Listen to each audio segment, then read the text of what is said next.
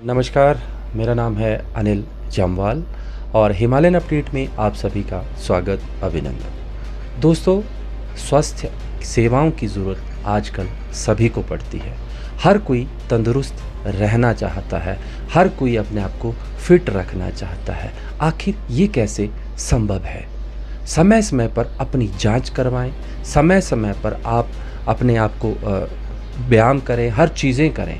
लेकिन आज हम पहुँचे हैं राजधानी शिमला के साईं अस्पताल में, जो कि स्थित है संजौली में, और यहाँ पे हम आज मुलाकात कर रहे हैं यहाँ की senior lab technician Babita Negi ji से।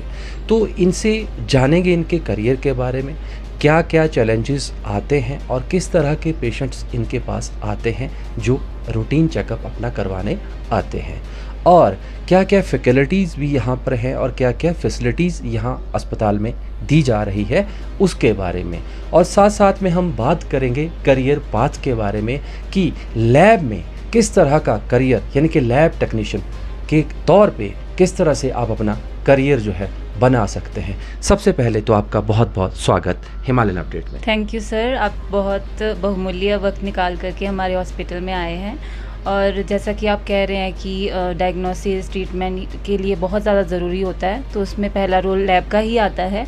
और लैब में हम जितने भी सारे टेस्ट होते हैं वो हम इस हॉस्पिटल में प्रोवाइड करते हैं। हमारे पास सारी तरह की लैब ब्लड टेस्ट से लेकर यूरिन टेस्ट, जितने भी टेस्ट हैं वो होते हैं। तो आगे क्या?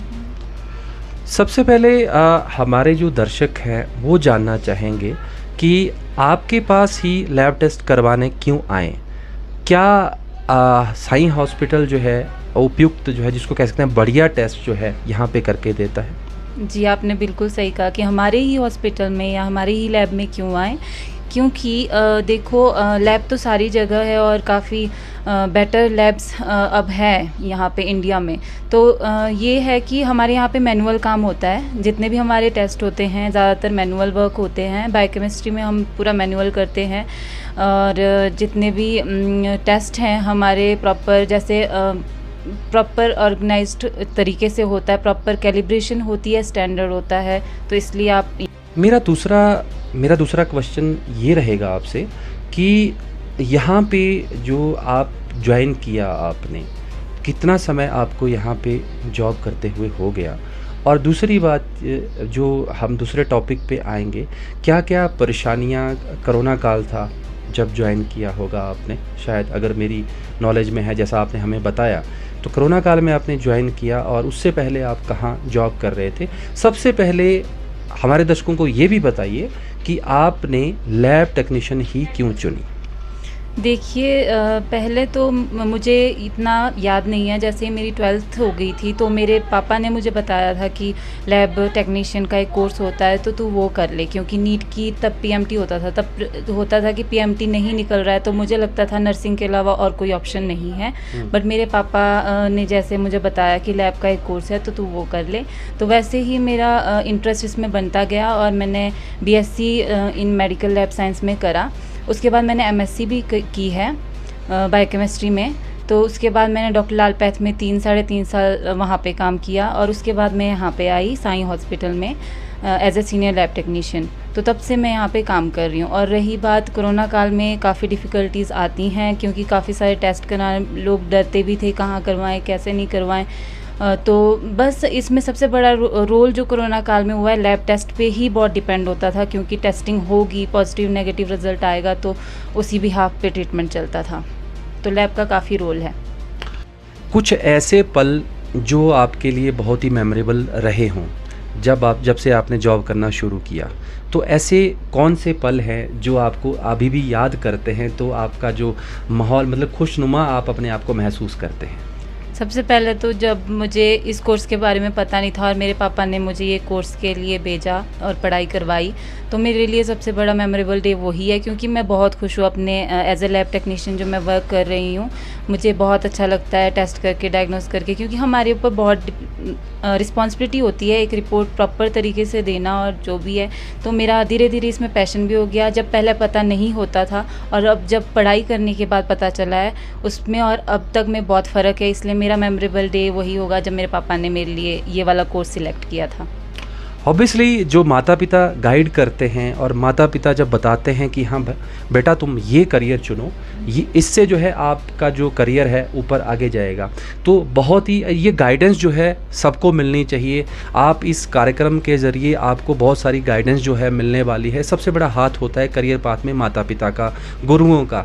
तो आपके जो सिखाने वाले हैं गुरु हैं, जो गुरु रहे हैं आपके लैब सिखाने वाले, तो उन्होंने आपको बड़े अच्छे तरीके से आपको चीज़ें सिखाई होंगी, उनको भी कभी कभी याद करते हैं? हाँ जी, बिल्कुल। अभी तक मैं अपने सारे प्रोफेसर्स के साथ में टच में हूँ और उन्होंने जो सिखाया है होपफुली वो आज काम भी आ रहा है।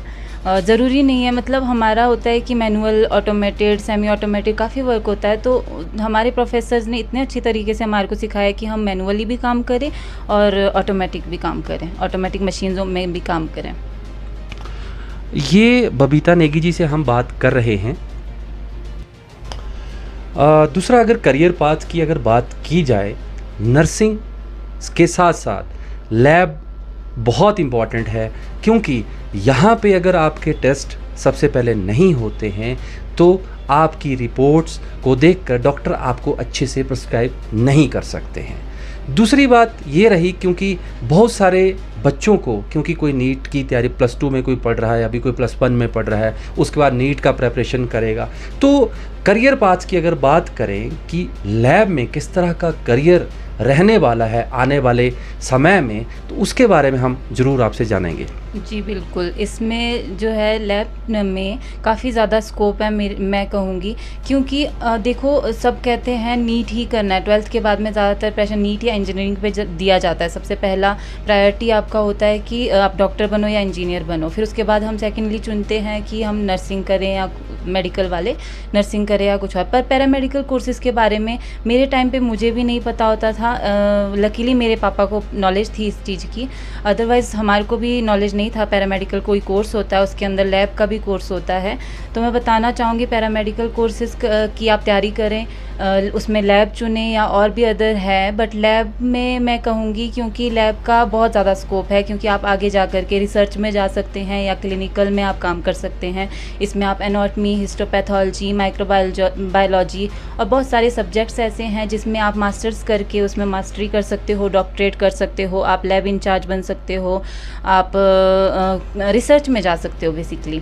तो आपको ज़रूर लैब में BSc MSc करनी चाहिए। इसको भी उतनी ही प्रायोरिटी देनी चाहिए जितनी आप नर्सिंग वालों को देते हैं, नर्सिंग करने की तरफ जाते हैं।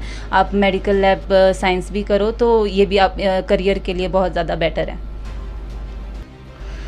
और अब हम मैसेज बबीता नेगी जी से लेना चाहेंगे कि वो किस तरह का मैसेज, संदेश जो है, जैसे इन्होंने नीट वालों के लिए संदेश दिया कि नीट के साथ साथ आप BSc MSc भी इस तरह से कर सकते हैं, पेशेंट्स के लिए क्या संदेश रहेगा आपका कि वो कहाँ टेस्ट कराएं और किस पर रिलायबल रहें?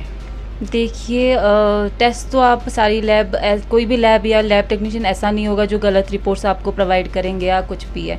सारे प्रॉपर रिपोर्ट्स तैयार करेंगे, प्रॉपर आपको देंगे। बट ये भी ज़रूरी है कि आजकल लोग ना करवा नहीं रहे। कोरोना के बाद मैंने देखा है कि काफ़ी पेशेंट्स रूटीन चेकअप नहीं करवा रहे हैं। आप 6 महीने में या 1 साल में आपको रूटीन चेकअप करवाना बहुत ज़रूरी है। बाकी मैं ये कहूँगी कि आप साई हॉस्पिटल भी विज़िट करिए एक बार, क्योंकि यहाँ पे एक प्लस पॉइंट ये है कि मैनुअली काम होता है यहाँ पे, और जो टेक्नीशियंस और हैं या मैं हूँ, हम लोग काफ़ी क्वालिफाइड भी हैं और बेटर रिपोर्ट्स प्रोवाइड करते हैं।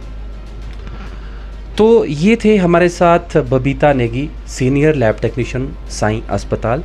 और आप बिल्कुल जो हैं स्वस्थ रहिए, मस्त रहिए, और अधिक जो आप जो स्वास्थ्य की जो वीडियोज़ हैं देखने के लिए आप हिमालयन अपडेट का जो चैनल है उसे सब्सक्राइब करें। बहुत बहुत धन्यवाद।